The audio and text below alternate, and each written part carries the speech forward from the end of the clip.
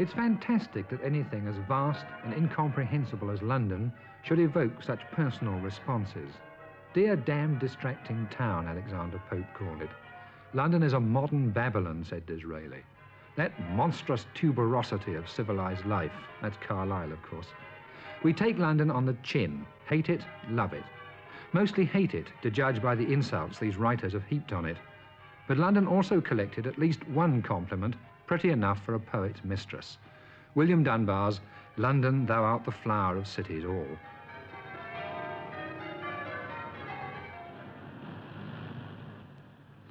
But if Dunbar could see it now, he would find it a pretty overblown blossom. The original bud, the square mile we call the city, is still there, but only 4,000 of the almost 9 million people who think of themselves as Londoners still live in it.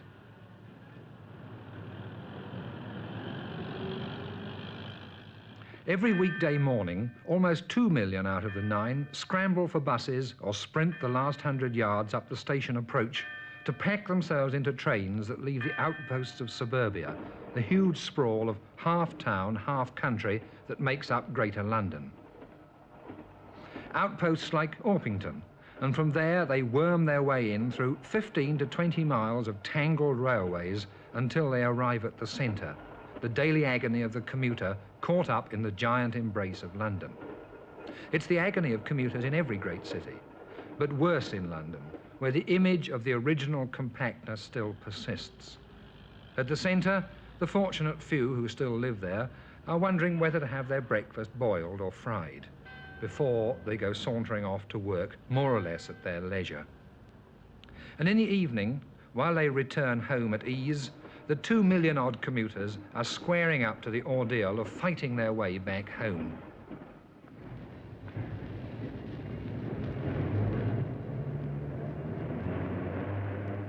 Their destinations could be places like Watford, as far away on the other side of London as is Orpington. For the Great Wen, as Cobbett rudely called it, is now some 40 miles across. It's too big. It's hopelessly, incomprehensibly too big. But it's always been too big. Even while Dunbar was garlanding London with compliments, Elizabeth I was trying to prohibit new building outside the walls by Act of Parliament. Like all purely restrictive legislation, this had no lasting effect. Within a couple of decades, the Stuart kings were trying to order London back within bounds, and to equally little avail. You can't cut a growing city down to size by law. You can't behead it or confine it in the Tower. The human desires and needs that drive men into cities are not to be blocked by royal decree. When frustrated by king or parliament, or the stupidity of its own civic legislation, London has found other ways of growing. The most characteristic of these, the one that's really made London what it is, works by reaching out and capturing independent hamlets and villages. One after another, pretty townships and squalid shack towns have been grabbed and absorbed in London. Some have been murdered or obliterated, but most have come through as recognisable places, and many have retained their village character to this day in places like Highgate, Hampstead or Roehampton. To live in a London village is still one of the high ambitions of Londoners.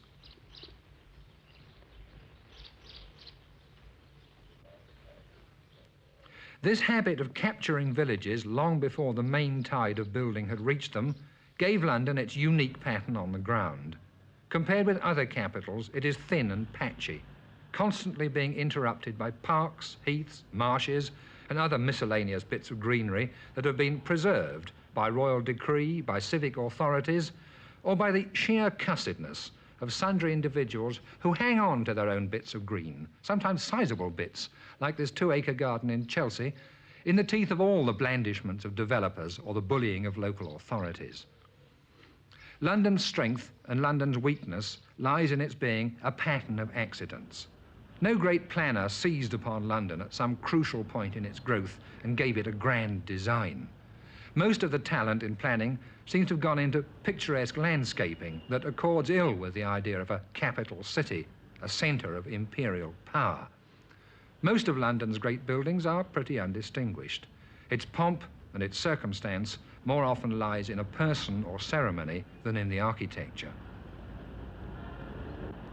The heart of empire is neither convincingly grand nor effectively monumental. Indeed, the only great palace, and it's no longer used as a palace, that answers worthily to the description is not in the heart, but miles away down the Thames at Greenwich. Typically, London has only one great processional way, and that is not really long enough to marshal a procession that would pass muster in Paris or Washington.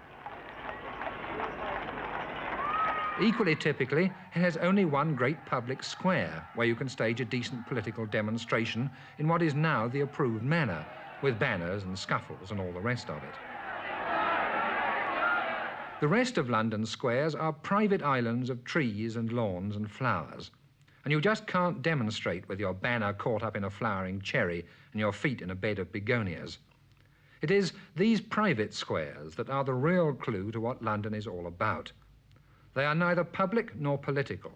They were created for the private enjoyment of the householders in the terraces around them.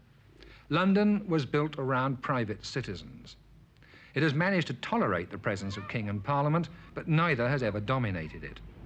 London is the unique city, not only because it is thin on the ground, but because it is also a capital built to live in. This residential emphasis has dominated the growth and character of London, and for much of its history, it was London's chief glory. From the modest squares around the British Museum to the nearby grandeur of Regent's Park, it is the residences of the solid middle citizenry that establish the ideal. And it is an ideal that Regent's Park realizes with a classical flourish denied even to the residences of royalty. The grand palatial facades are made up of terrace houses, and the handsome landscape is not a royal prerogative, it's the front garden. And this, and things like it, are London's great and unique contribution to European town planning. These squares and terraces are where Londoners lived. The blue plaques put up by the London County Council commemorate residence. Not that a man was born or worked here, but that he lived here. And lived here in a house. Whether it looked like it or not, the Londoner's house was a separate piece of property standing on its own piece of ground. He entered his own front door on ground level and spent the rest of the time running up and down stairs, like birds flitting from perch to perch, said an exhausted foreigner in the 18th century. The word flat was unknown in London before the 1860s. The tall, narrow terrace house was London's trademark. Its sudden appearance in open country was a sure sign that the nearest village had just been captured by the metropolis. There are areas, even in the inner suburbs, where terraces and houses that are shown on early records can still be identified, where original buildings and rights of way still survive. The thin, patchy expansion of the thin, patchy metropolis can still be traced, but in the end, it was to be London's undoing. The idea of giving every citizen his own house on his own piece of ground with greenery became dynamite as soon as every citizen came to mean every Tom, Dick or nobody with a vote. That greatest of all nobodies in Victorian literature, Mr. Pooter, the hero of the Grossmith's Diary of a Nobody, is typical of the little men who began to find that machine-age prosperity was making it possible for them to work in town but to live in a village community round some landmark like a pub.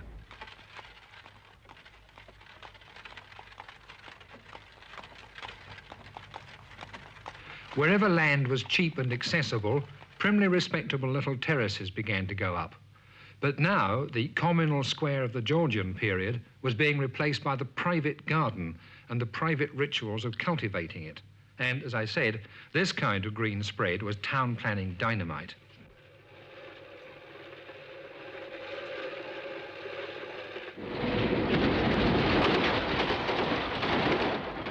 When that dynamite exploded, it was triggered by a harmless-looking railway system that turned the spread of London into an ugly, sprawling, corrupting flood. The London Underground was the world's first. It celebrated its centenary earlier this year. It started as the simple loop of the inner circle, relieving pressure on surface transport by planting a station wherever it crossed, say, Bridge Street, Westminster, or any other important artery. This was a very proper tactic while the underground remained within the area that was already built up and needed relief. But as it pushed out into the open country, this business of planting a station where you hit a main road made less and less sense, because most of these intersections were in the middle of nowhere. So what happened when you built a station and a traffic roundabout at some map reference out in the sticks and called it Hendon Central? This is what happened. In just 5 years, the speculative builders moved in and buried the surrounding fields in bulk housing by the yard, where earlier expansion had taken place around the nucleus provided by an existing village after London had captured it, around a place with social and human attributes. The new housing was dumped in the undifferentiated spaces between villages, and all it had for a social focus was usually a traffic roundabout. It happened in Hendon, it happened across the other side of London at Morton, places that were once as different as being 20 miles apart on opposite sides of the Thames could make them, but now reduced to equality as vassals of Metroland, the great suburban empire of the underground. The boss of that empire, the late Frank Pick, was something of a culture hero in the 30s, but we now begin to recognize him as one of the destroyers of London, a man who consciously manipulated suburban development and reduced the citizens to traffic statistics.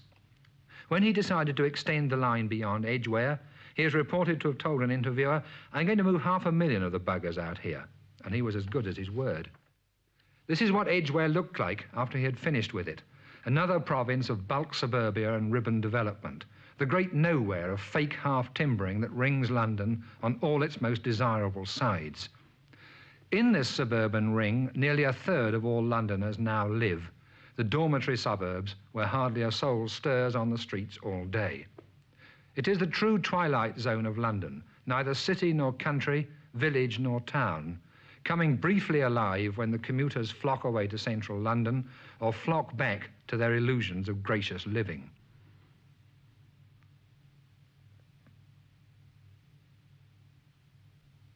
For this is the land of illusion.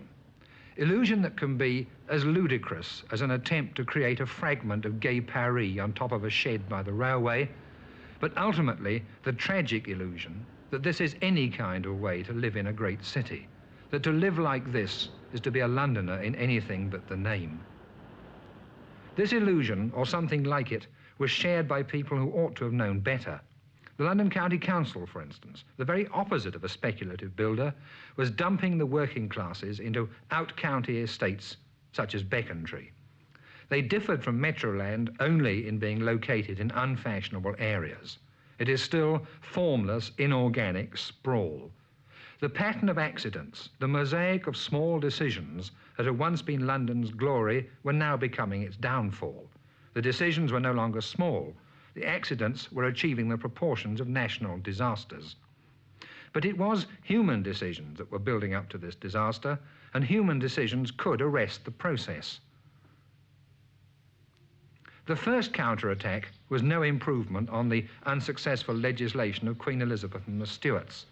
In 1948, the Green Belt was decreed in an attempt to confine London's middle-age spread in a corset of land where further building would be prohibited. But beyond the Green Belt, in the greatest planning effort ever made by a nation for its capital, Britain gave London the new towns to expand into. Officially, these satellite cities were intended to be places with an independent life of their own. High intentions. It hasn't altogether worked out like that. Lost in the maze of statistics, so many persons to the acre, to the neighborhood, and so on, the creators of the new towns made them at first look uncommonly like the old suburbs and housing estates. Perhaps worse, because they didn't even have traffic intersections for hearts. But now, at last, like Harlow, they are growing shopping centres, public squares, and the rest of the sort of social facilities that make a place live as a town or city, though even now their hearts tend to go dead the moment the shops shut in the evening.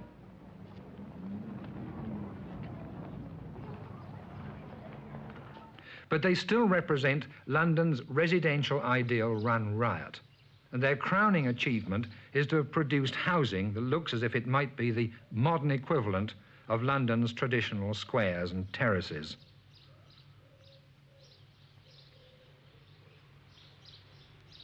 But what has it really got to do with London? These towns were set up by national policy. They are 30 miles or so away from the centre, and they're supposed not to be suburbs, but to have these independent lives of their own. But it seems that London has responded in the same traditional way. Once more, it has reached out and captured these outlying townships. It makes it look almost as if they were built specially for that purpose. For without London, they would never have come into existence. Their populations are mostly Londoners by origin, and the great metropolis is still so powerful a magnet that it leaves no alternative but definite attraction or equally definite repulsion.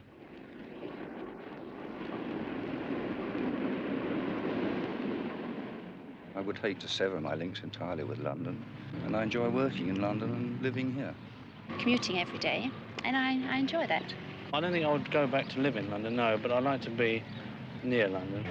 I don't spend any time in London, apart from the time I spend at work, that is. I'd rather work in London than in Harlow because I like to get away.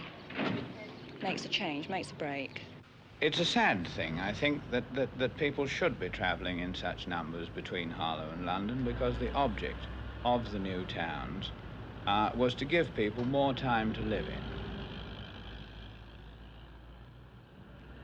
People in the new towns are uncertain Londoners, but they remain Londoners.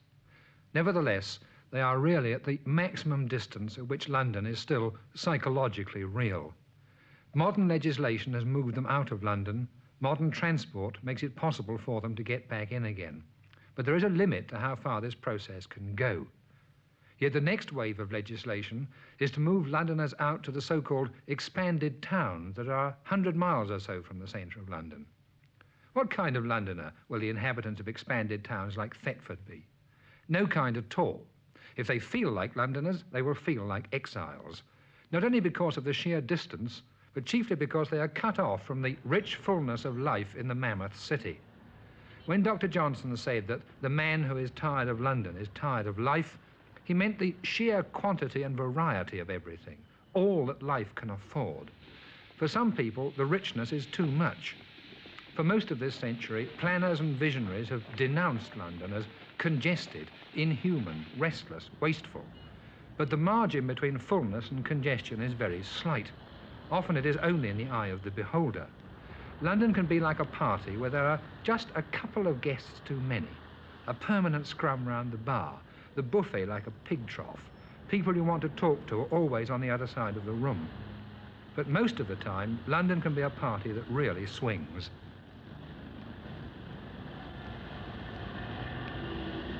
London is the hub of England. Everything goes on here, centres here. London's just an existence. It's a place to work in. It doesn't mean anything else to me. In London, I can't use a car because every time I bring it up, I get fined. £2. Oh, no, I wouldn't like to live in London. I come here to watch the netball, and the girls as well, of course. Well, personally, I find it rather amusing. It's terribly British. I don't mind the rush hour. I don't think I'd care to live right in the centre because of the lack of fresh air and green spaces. It's dirty. A blessed oasis. Busy. It's inconvenient. I simply love it. It's foggy. Lovely scenery.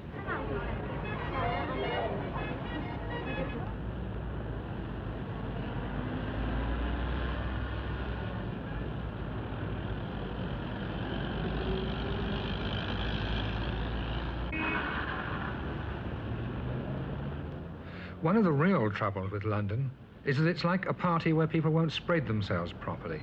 Infuriatingly, they get clustered in doorways and leave whole rooms deserted. Many things in London could work better if the place was better organised. We complain, for instance, that the city is choking for lack of space. That there's bags of space in the central areas for 16 hours out of the 24 in every day, and for 2 whole days at every weekend. Streets, parking spaces, transport, buildings that are used only from 9 till 5 and Monday till Friday.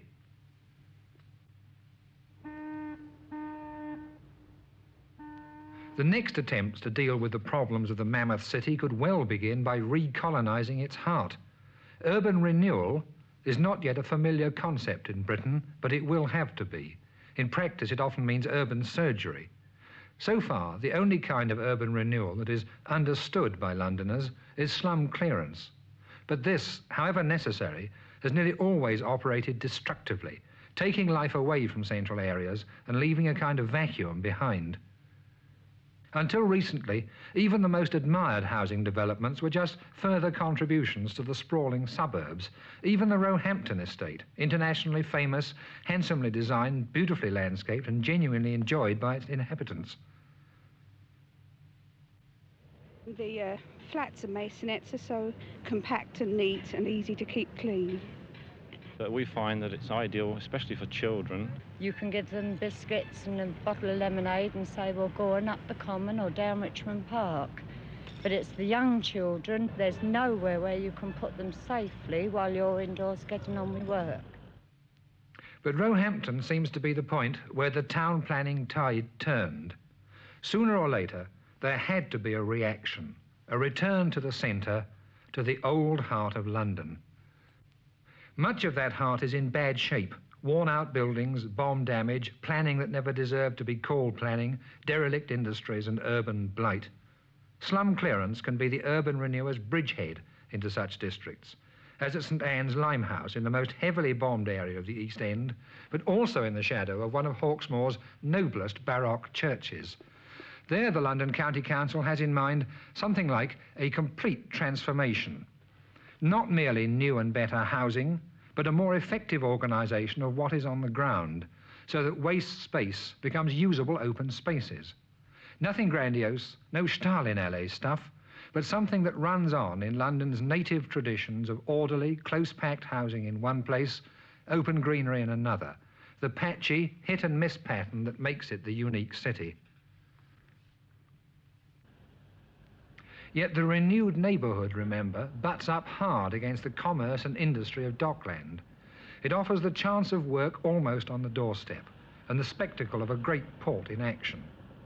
But at St Anne's, you can come in out of the bustle and business. You can turn your back on the spectacle.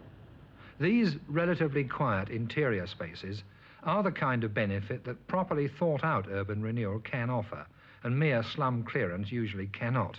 Or at any rate, not in such direct confrontation with the banquet of London. It's almost the best of both worlds. But building back into the existing heart of the city brings its problems. It's one thing to put up tower blocks and lay out brand new playgrounds in areas that have been razed to the ground, but it's something else again where there's any bit of the previous London that is worth preserving. These are new, but they are new backs tacked onto existing Victorian terraces that could be preserved because they were still structurally sound and were worth the preservation because they're good, urban, London-style housing. Preservation, of course, is one of London's trickiest problems. Even if it were physically, politically, economically possible to bulldoze the whole sprawling mass flat, there would be psychological and aesthetic reasons for keeping some of its buildings. Not just the great monuments, but much of the humbler stuff that is part of the face of London. It's not sentimentality either. Park Crescent is being laboriously put back just as it was, but over a new concrete frame, not because it's old, but because it is part of John Nash's great design for Regent's Park, a design that cannot be altered or dismembered.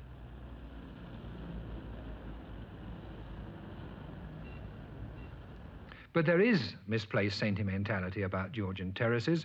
Mistaking the style of architecture for the style of living, fashionable people have created areas of awful chocolate box gentility. Yet mugs who buy this sort of property at fancy prices are on the right track. Compact living near the centre is the way to get the best out of London, as well as a way to beat its mammoth sprawl. The key is the way of stacking men on the ground. We can't give every man his own front door nowadays because there are too many of them, but we can still offer Londoners quiet gardens and places where it's safe for kids to play, even if the playing lies outside the provisions of the bylaws. Every bit of greenery that rejoiced the eyes of our Georgian forebears can do the same for us today. Every square yard of paved surface can work for us again. You don't have to have great architecture to make a great place to live. That is London's unique lesson. But Londoners could learn to be grateful that so much of the new architecture has been as good as this is.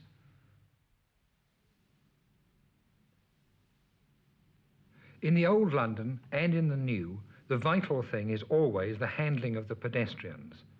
If there is something that is worth fighting for in the heart of London, something that is worth keeping even when we knock down the buildings, it is the network of pedestrian communications and squares to stroll in, to sit in, just stand about in.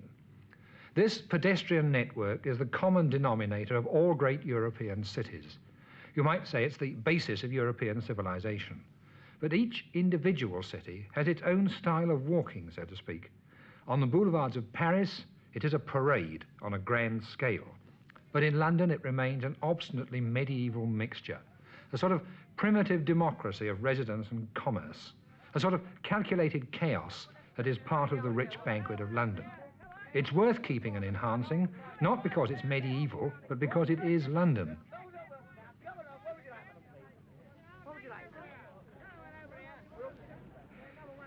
And if we're going to keep it, then our urban renewal experts are going to have to find a way of keeping it alive, even under the apparently hostile conditions of motorized traffic systems. The best offer we have to date is to keep it not under that system, but literally above it. The high-level pedestrian terraces and the subterranean car parks along London Wall are our most extensive effort to date in dealing with the growing problems posed by the crush of cars and in creating a complete second city for foot passengers, raised a couple of stories above the world of wheels, made independent of the street pattern below by providing bridges and other connections that make it never necessary to come down to street level and fight your way through the traffic.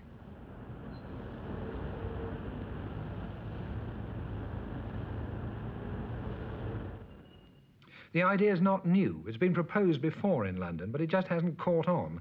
I suppose it's that same feet on the ground, earthbound attitude that has made us hostile for so long to flats. But Londoners are moving into flats for all that.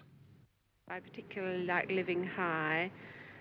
Well, I think we've got everything here on a city estate that you could possibly have anywhere. Even my children love it here. They've got plenty of space. And it's very quiet in the city. On a Sunday, it's like being on an island. She's right. It's an island in the silent wastes of a deserted city, a place as remote on Saturday and Sunday as the pleasures of the green belt are on the 5 working days of the week. But are these green pleasures so remote? Nearly 1 million of London's long-haul commuters pass almost within sight and smell of scenes like this every working day of the week, too jam-packed into their trains to be able to appreciate them. The mammoth city dies at the centre and loses itself at the fringes, simply because centre and fringe have lost contact with one another. It's too late now to try and roll back the frontiers of London, but psychologically we can perhaps get back closer to the heart. Not all the 9 million can hope to be born within the shadow of St. Paul's, but many more of them could, and could come to see London anew, not perhaps as Dunbar's flower, but at least as a city crowned with green and inhabited not by statistics, but by people.